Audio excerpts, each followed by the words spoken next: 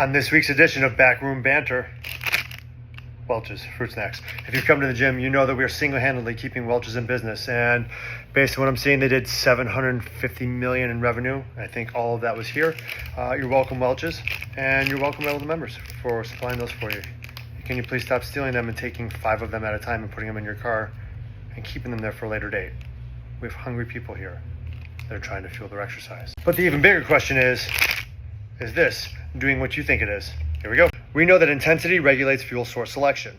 So if we're going for a steady state run, we're at 60 to 65% VO2 max. We know that 50% of that fuel source is coming from fats, 50% is coming from glycogen or stored glucose.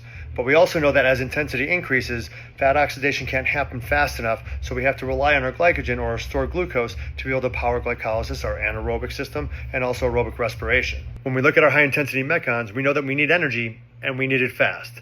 Stored glycogen allows us to create enough ATP fast enough to power those explosive movements and sustain intensity.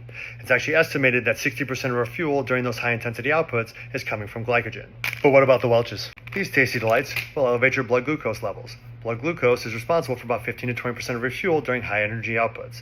That being said, it's particularly valuable at providing steady energy throughout that time frame, and also in particular, it's valuable during the recovery from high intensity intervals. The other 20 to 25% of that energy comes from intramuscular triglycerides or your stored fats, free fatty acids, lactate, which becomes a fuel source for your heart and slow twitch muscle fibers, a little bit of phosphocreatine, and a teeny tiny amount of protein. So snack away, kids, but share.